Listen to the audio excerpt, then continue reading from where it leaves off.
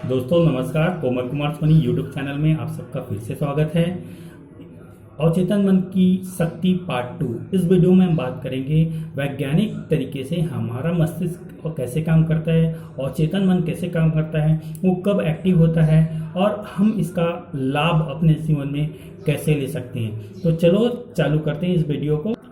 सबसे पहले वीडियो में हमने जाना था कि मस्तिष्क और मन कैसे अलग अलग है और ये दोनों कैसे काम करता है, इनकी क्या शक्तियाँ होती है। उसके बाद हमने देखा कि मन की दो प्रकार होते हैं, एक चेतन मन, दूसरा अचेतन मन। चेतन मन की क्या शक्ति होती है और अचेतन मन की शक्ति होती है। इस वीडियो में हम जानेंगे कि अचेतन मन की 4 स्थिति होती है। इन 4 स्थिति का हम कैसे अपने जीवन में इसका उपयोग करेंगे। जैसे कि हमारी शरीर को मापने के लिए थर्मामीटर का उपयोग किया जाता है, वैसे ही हमारे मनोस्थिति को नापने के लिए ईसीजी का उपयोग किया जाता है। ये ईसीजी हमारा ब्रेन की, हमारी धड़कन की गिनती को हर सेकंड में काउंट करता है और इस 1 सेकंड में जितनी धड़कन की गणना होती है वो हमारा मन की स्थिति होती है। कुदरत ने हमारे ब्रेन में इलेक्ट्रोमैग्नेटिक तरंगे उत्पन्न करने वाली कुछ बैटरी डाल रखी है, जिससे हम नाप सकते हैं कि हमारा मस्तिष्क 1 सेकंड में कितनी बार धड़कता है। कई बार डॉक्टर इस मनोस्थिति या बीमारी को समझने के लिए ईसीजी का उपयोग करते हैं और इसी के द्वारा वो हमारे मस्तिष्क की विभिन्न तरंगों का माप करते हैं। हमारी मन की स्थिति मुख्यतः 4 प्रकार की होती है। सबसे पहला अवस्था होता है बीटा अवस्था। इस अवस्था में हमारा धड़कन 14 से 35 बार 1 सेकंड में धड़कता है। इस अवस्था को बीटा अवस्था कहते हैं या फिर हम हिंदी की भाषा में कहें तो जागृत अवस्था भी कहते हैं।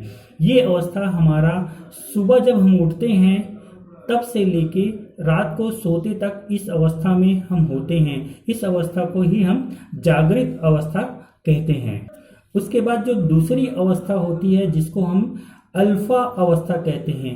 इस अवस्था में हमारा मस्तिष्क 1 सेकंड में 7 से 14 बार धड़कता है। इस अवस्था को अल्फा अवस्था या फिर अर्ध जागृत अवस्था भी कहते हैं और यही वो महत्वपूर्ण अवस्था है जिसमें आप अपना सपना, अपने ड्रीम्स को विजुलाइज करते हैं और जो चाहे वो घटना आपके जीवन में फिर होना शुरू हो जाता है। यदि आपको बहुत सारे पैसे चाहिए तो इस अवस्था में जा करके आप उन पैसे को विजुलाइज करें। जो आप सपना देखते हैं, जो आप इमेजिन करना चाहते हैं, उस अवस्था में जाकर के इमेजिन करेंगे तो आपके जीवन में वो घटना रूपांतरित होना शुरू हो जाएगा और आप वो चीजों को अचीव कर सकते हैं इस अवस्था में जाकर के।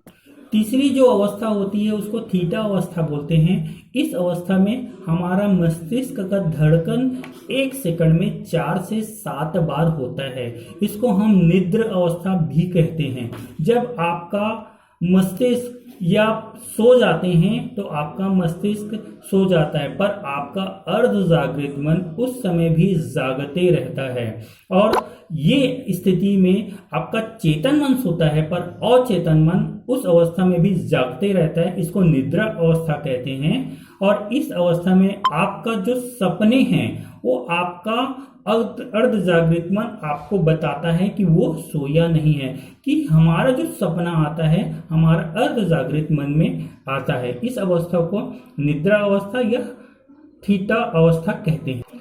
उसके बाद जो आखिरी अवस्था होती है उसको बोलते हैं डेल्टा अवस्था। इस अवस्था में हमारा मस्तिष्क 0 से 4 बार धड़कता है और ऐसे अवस्था को हम या तो मूर्छा अवस्था या फिर बेहोश अवस्था कहते हैं।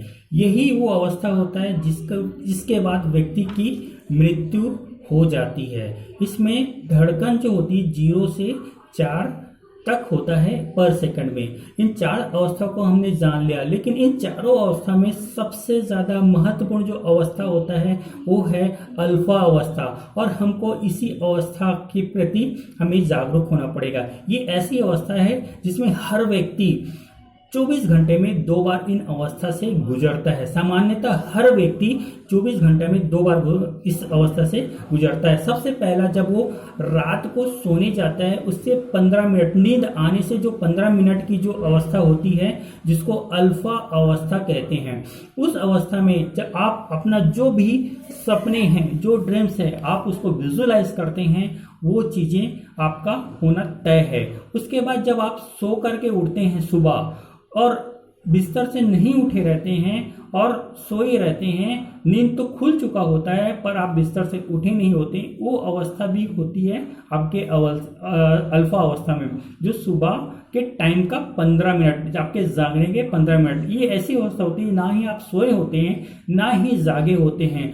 और इस अवस्था में आप कुदरत से जो मांगते हैं, अपने आप से वो मांगते हैं, अपने भगवान, आपका खुद का अर्ध जागृत मन से जो मांगते हैं, वो चीज पूरा होना तय है। आप अल्फा अवस्था में किसी भी समय में जा सकते हैं यदि आप इस छोटी से टेक्निक को आप यूज करते हैं। ये ऐसा टेक्निक है कि आप कि भी कहीं भी किसी भी जगह बैठ करके इस अवस्था में जा सकते हैं, जिसको हम अल्फा अवस्था कहते हैं। उसमें जाने के लिए आपको सब बस इतना ही करना पड़ेगा कि आप किसी भी एक खुले स्थान पे आराम से बैठ जाए, शांति होकर के, जहाँ पे कोई शोरगुल ना हो, और अपने पूरे शरीर को रिलैक्स कीजिए। एक एक अंग को रिलैक्स करते हैं। उसके बाद जब आपका पूरा बॉडी रिलैक्स हो जाता है, आप एकदम सुसुप्त अवस्था में चले जाते हैं। उसके बाद आप जोर से 2 या 3 बार लंबी लंबी सांसें लीजिए, और ऐसे करेंगे तब आपका पूरा जो मस्तिष्क है वो अल्फा अवस्था में चला जाता है। और अल्फा अवस्था में जाने के बाद आप अपने सपनों को, अपने ड्रीम्स को विजुअलाइज कीजिए, जो आप चाहते हैं वो फील कीजिए कि मुझे वो चीज मिल चुका है। और आप ऐसे करते हैं तो आपका जो सपना है